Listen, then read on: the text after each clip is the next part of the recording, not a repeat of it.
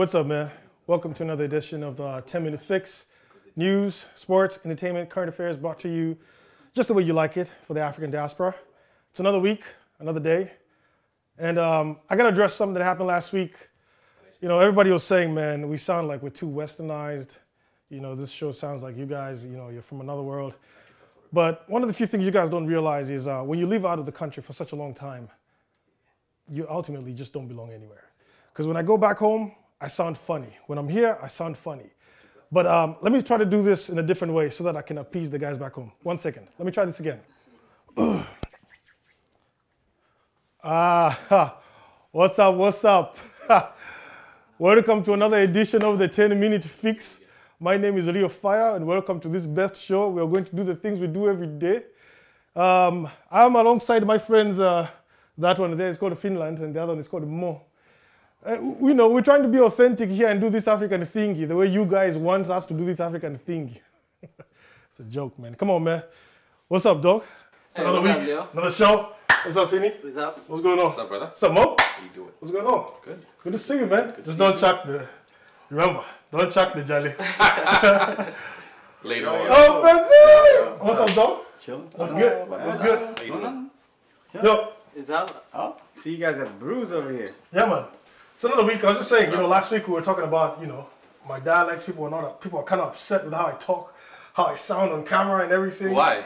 I mean, you know, people don't really understand how hard it is for you to live, you know, in the U.S. and live abroad and also be able to go back home and blend in. Essentially, I think like I don't fit in, you know, because when I go back home, I sound weird. You know what I mean? Like, this guy twangs, this guy's twanging, you know what I mean? And when I come here, I hang out with my jungle friends, you know, they're like, I sound weird. So it's like, it's a difficult balance, you know what I mean? You don't really fit in, you know? And the funny thing, I gotta tell you this funny story, dog. It's a funny story. So I got married recently, whatever. Anyway, let's move on. That's no news. You know what I mean? So I'm hanging out with my in-laws, right? And I'm giving them a story about the Terminator, right? I'm like, you know, man, the Terminator came up, you know, the robot. I'm like, man, what's this guy talking about? The robots?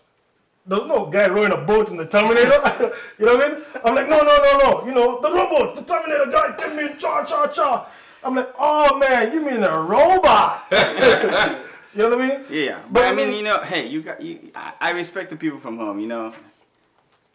Me, I've been here so long. You already sound different. I already sound different. I have to show people my business card. You know, so they can believe I'm from Kenya. So hey. But yeah, this guy drink. Man. Yeah, let's get one of those. Oh yeah, for sure. Yeah. I don't know. I think the thing is, when you've been here for the adult part of your life, like, dude, half of the guys who came in with like 18 or 20, or like 30 something. You know, I don't know. How long have you been here? Me,Ve been here 10 years, man. Oh, 10 years. Actually, this guy came with Panam Airways. But these are the guys who flew from Embakasi Airport. Not with the boat. Not with the boat, man. You know how long have you been here, you? Man, shit. I don't know, man. I'd rather not say. I've been here for about 15, though. Oh, yeah? Oh, you're going back home soon, right? Yes, finally. It's been 15 years. Hey. I didn't even know what to expect. Kenya's dusty, my guy. Kenya's dusty, my guy. But it was dusty then. It should be less dusty now. now. Okay, on the real though, Kenya's really good. You know, like a lot of guys have been moving back home lately. You know, everybody's talking about opportunities. You know, so I don't know. I mean, personally, I've been thinking about it. The only thing I just feel like in my industry, maybe there's not much for me to do when I go back there. You know, in terms of comps and internet and all that. But, you know, if you're a guy in finance, the guys who are making tunes in finance, guys in the industry. Are you going back to visit or are you just going back like... I'm doing everything just to visit, but more so the scope. I don't understand what people are talking about opportunities. Me, I support my family. You know what I'm saying? Right. Like, my dad and my mom can't find work for nothing. Back home. Yeah. So I don't know what opportunity people are talking about. I think the system's still the same. Yeah. You know? The thing If is, you got it, you got it. If you don't, you don't. But that's just like here. There's no difference. No. But the Kenya is for Kenya is who you know. You know what I mean? It's called technical know-who. That's how it's always been. It's supposed to. It's not technical know-how. You know what I mean? So a lot of the people who are making it are people who know people. You know what I mean? Yeah. So you just can't live here. You know, I mean, I see a lot of guys who drop down everything and just move back home, and they don't really have the connections, and they're naturally. I know a lot of friends went home now. They don't even have jobs. It's deadly. But I know guys are making tunes. Yeah. You were there. You were there like a couple years ago? The guys were making chums. This is what happens, right? When you go home, right? First of all, especially you, right? When you land there, you'll see there's different types of guys. You meet these guys, they're called like spanner boys. Spanner boys is that guy you meet. He hangs out with like sonkos, right? Like a spanner's like The guy knows everything. They're called spanner boys because this guy knows everything. So he'll come to you and he'll find out what you're doing. Then he goes tells his boys, this guy is just here and he has chums. This guy is coming to look. Right. They'll cut your storos, you know. Then you go, there's always this Mr. Friendly guys. These are the guys you go out, you know, he knows all the mamas, all the jamas, you Is know. there a name for that? That's not the guy you want to know. That's the mama's boy. That's the cock, that's the kick cock blocker, you know. Mama's boy. But there are these guys who are very quiet, looking lonely, with very ugly chicks, you know. Most tired garis there, but that's the guy. That's the guy to talk to. You know, that's the guy who'll tell you like, Leo is a useless guy. You know. The best advice I could give you though is, I know you're coming back, but Kenya is not about networking. I think Kenya is about networks, and I think that's one thing that people misunderstand or people don't talk about it. I lived there. I moved back home and I lived there for 3 years and I came back. But the thing is, everybody has like their own little networks. Yeah. You know what I mean? So like, this is our network. We're not gonna let everybody else come into this. Yeah. But that's the same. You know like, yeah, there's really no much difference. No, but here we don't really have networks. Yeah. Here it's like, if I know you can give me, you know, if I can make some money through you, I'll come to you. Yeah. You know what I mean? Me, I call anybody. I say, yo, Musharo, come through. I need A, B, C, D, F, G, H. You know what I mean? But it's not like I'm not gonna make money from you because you're Maasais. Turn your phone off. Man. See, that's why you need to go home. So you don't use your phone too much. I mean, but, for me, essentially that's pretty much the case. Me more, it's a reconnection because I feel like being here for so many years, like I've lost that connection to the homeland. You know what's funny? I was looking at this dude. I was like, I can't help it, but I keep thinking about those Maasais on the National Geographic show. Oh, yeah. No, I'm not saying because your dreadies, my guy, but they have kind of fake dreadlocks or whatever. You know what I mean? There's no such thing as fake dreadlocks. Wait a minute. Unless you go to a store. No, those guys have like some motorino thing on their head. Hello. Oh. Hi. We want to buy a goat. We have a lot of goats. What's happening to them? What did he do to them?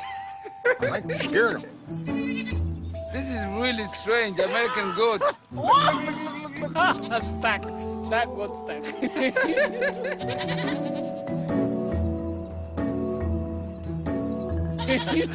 They play dead? They play dead. Holy cow, this is new. Okay, we have no beef. You guys can keep their hustle. Come on, son. You know what I'm saying? They can keep their hustle on, you know what I mean? Make your money, whatever. But it's a poor way to portray the Needles, you know what I mean? I think for me, that just continues to show how ignorant we are. I'm sorry to say, but the reality, I know, you know what? Is that a representation of a real Maasai? No. Those guys are cukes. Well, I mean, you're talking, Cukes are the guys who like chums like that. But I mean, it's no, hard. that one guy is a cuke, by the way. He's a cuke. But you guys are hating on cukes. No. That's the thing. There's no such thing as hating on cute. There's no Maasai look at a goat and they're like, this goat is fainting. No. My only thing is that there's a part in the show where you see a clip. The guy still has a stud. The guy is 20. The guy sounds better than me. You know, that reminds me of something that my dad used to tell me all the time. Yeah. He used to tell me, Otis Redding. Yeah, singer. Yeah. You know, Otis Redding? Oh, I thought you said Otis Redding. Yeah. Otis Redding.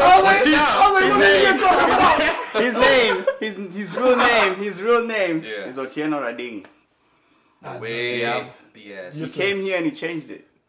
You're saying Otis Redding is... This guy's gonna tell me Billy Ocean and all that. I think there's a fine line between exploiting Africa and exploiting Africans and marketing Africa and all that kind of stuff. I'm actually one person who I'm very anti-supporting the Join Red campaigns and all that. I'm sorry. I mean, you know, people can talk shit or whatever they want.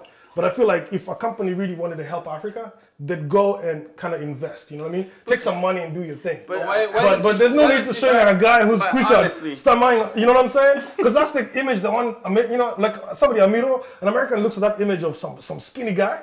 And it's like, damn, guys are suffering. But wouldn't you agree, though, help, but help is help regardless of how it comes. Easy. But there's a way you can communicate that help. in terms of marketing, there's a way you can communicate that, right? But I mean, for me also, it's like how is it that the countries that produce everything that America uses, raw materials, everything, is worse off than the United States? It's exploitation. Like, but what you guys do, you guys are always giving solutions, but you guys don't do anything. You know, a guy like Cleo does marketing, but there's nothing he does. You know, he won't come and give us t-shirts, I'm a vac coins or something. Because I'm a capitalist. This guy just talk, you know. Yeah. This guy just talk. No, I'm saying, maybe I'm part of the problem.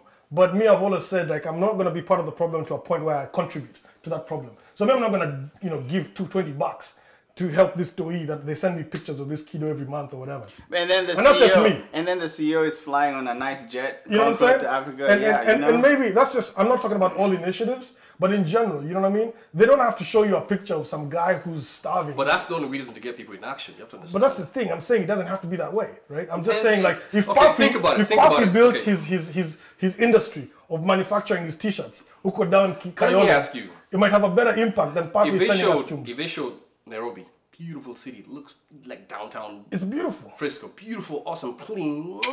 And then at the end of the commercial, say, give us $20 to make this place look better. No, but guys don't want $20. If guys showed Nairobi, but that's marketing. But that's the thing. That's marketing. That's what marketing. It's supposed to make you feel bad. That's like the animal shelter. You can't make guys here feel bad. No, but listen. All I'm saying is this. Yeah. Guys here live and they go invest in Switzerland. They live here, they go invest in China, right? Because they feel safe. If they showed Nairobi, this beautiful place, check out all the kind of motis guys are driving. Check out the opportunities. But that's investing, not lending. Depends when you go home, have a good time, and come back, tell us what you found on the sites, take pictures, Nini, you know. I'm going to patch kipenzi yangu first. No, yeah, man, there you have it. Another edition of 10-Minute Fix. We can't agree on one thing here.